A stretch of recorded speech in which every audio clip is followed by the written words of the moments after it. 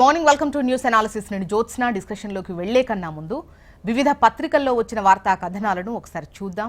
తెలంగాణ వార్తా పేపర్స్ చూసినట్లయితే ముందుగా ఈనాడులో మనకు టాప్ ఐటంగా గద్దర్ సినీ పురస్కారాలు 2024కు సంబంధించి రాష్ట్ర ప్రభుత్వం ప్రకటించింది. ఉత్తమ చిత్రం కల్కి, ఉత్తమ నటుడు అల్లు అర్జున్, కల్కి, లక్కీ భాస్కర్ చిత్రాలకు 4 అవార్డులు దక్కాయి. మొత్తానికి చిన్న చిత్రాలు కూడా మెరిశాయి. జూన్ 14న హైటెక్స్లో గద్దర్ సినీ పురస్కారాలు 2024ను ప్రదానం చేస్తారు. అయితే ప్రముఖ నటి జయసుధ చైర్పర్సన్గా ఏర్పాటైన జ్యూరీ 65 చిత్రాలతో పాటు 1000కి పైగా నామినేషన్లను పరిశీలించి ఈ పురస్కారాల్ని ఎంపిక చేసింది. ఇక బ్యానర్ ఐటం విషయానికి వస్తే యుద్ధ సన్నద్ధతకు అఖిలపక్షం, కాల్పుల విరమణ ఏకపక్షమా అన్నటువంటి క్వశ్చన్తో నిన్న జైహింద్ సభలో ప్రధాని మోదీ భాజపాపై సీఎం రేవంత్ రెడ్డి నిప్పులు చెరిగారు. సో ర్యాలీకి సంబంధించి సభకు సంబంధించినటువంటి వార్తను హైలైట్ చేస్తూ బ్యానర్ ఐటంగా ఇచ్చారు.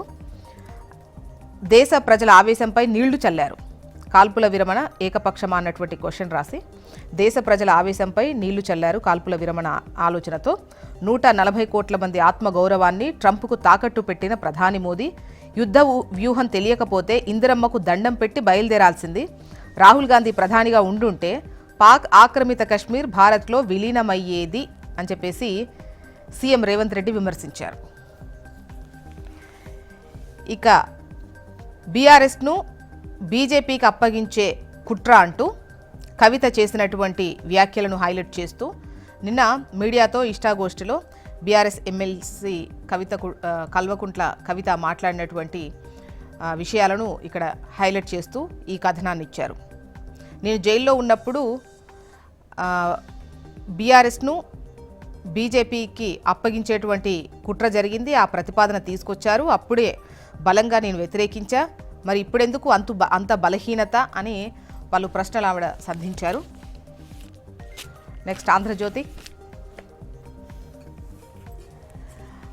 ఆంధ్రజ్యోతిలో పైన టాప్లో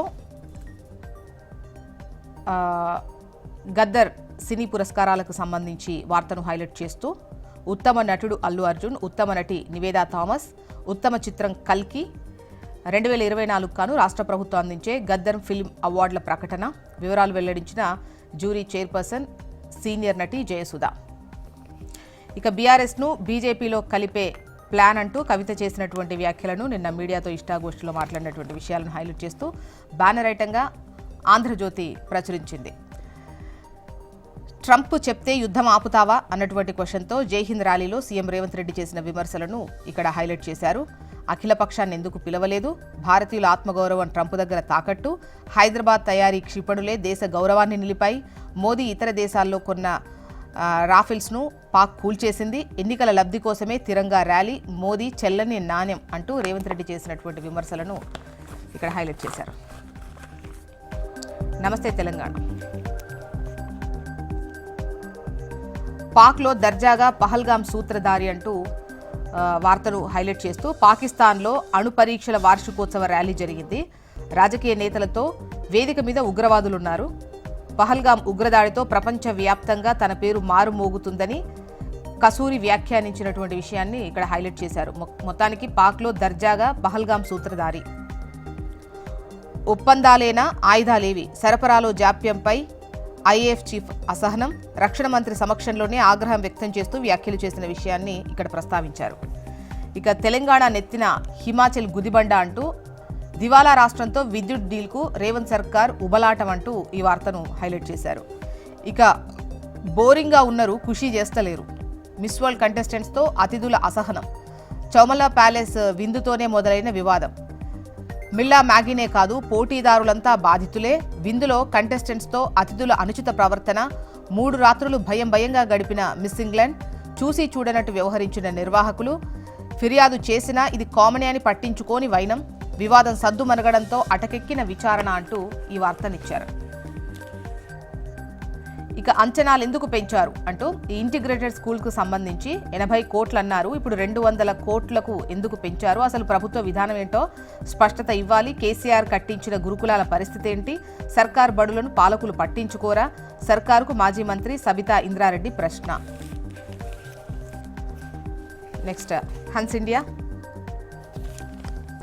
హన్స్ ఇండియాలో బ్యానర్ ఐటంగా మనకు కవిత నిన్న మీడియాతో చిట్చాట్ చేసినటువంటి విషయాన్ని ప్రస్తావించినటువంటి అంశాలను హైలైట్ చేస్తూ ముఖ్యంగా బీజేపీలో బీఆర్ఎస్ విలీనానికి సంబంధించి రిపీటెడ్గా ఈ అంశాన్ని ఆమె ప్రస్తావించడానికి సంబంధించి వార్తను హైలైట్ చేస్తూ కథనాన్ని ఇచ్చారు. బ్యానర్ ఐటమ్ ఇచ్చింది హన్స్ ఇండియా.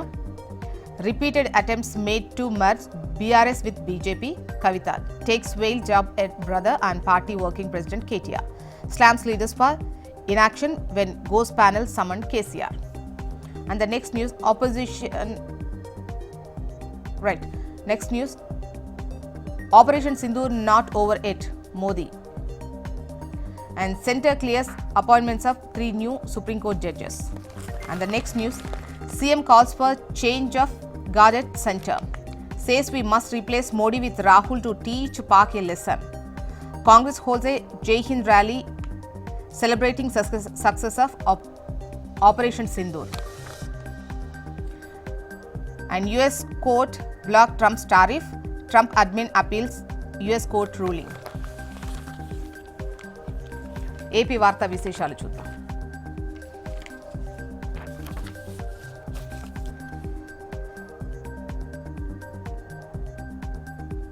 పిఎస్ఆర్కు కఠిన షరతులు విధిస్తాం, బెయిల్ ఇచ్చేప్పుడు సవివరంగా ఉత్తర్వులు జారీ చేస్తాం స్పష్టం చేసిన హైకోర్టు.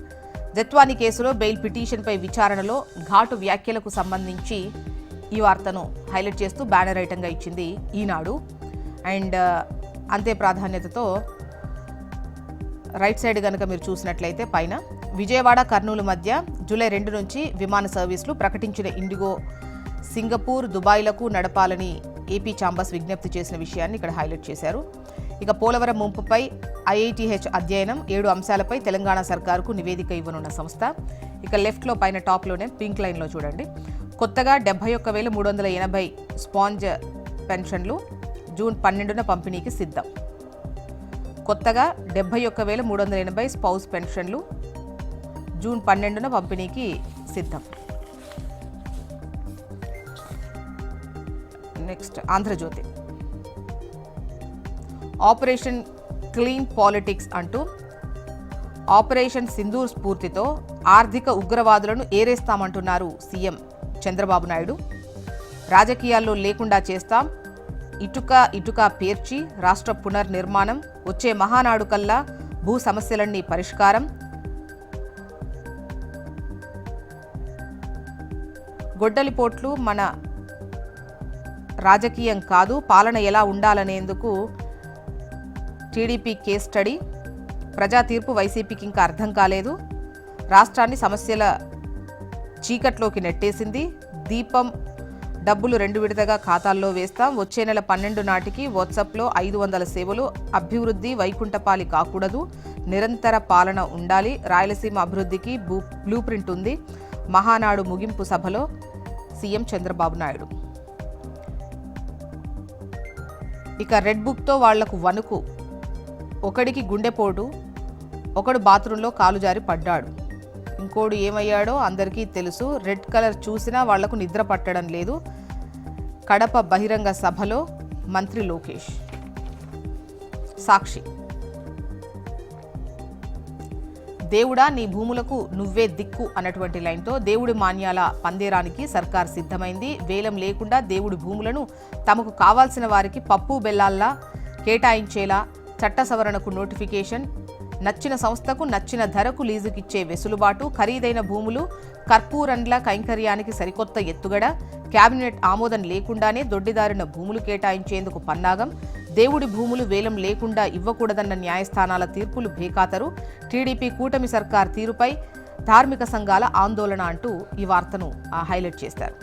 ఇక ట్రంప్ టారిఫ్లకు బ్రేక్, అదనపు టారిఫ్లను నిలుపుదల చేస్తూ అమెరికా ఫెడరల్ కోర్టు సంచలన తీర్పిచ్చింది. ఇక దోస్తానా ముగింపు అంటూ డోజ్ నుంచి వైదొలిగిన మస్క్, పదవీ విరమణకు 2 రోజుల ముందే రాజీనామా.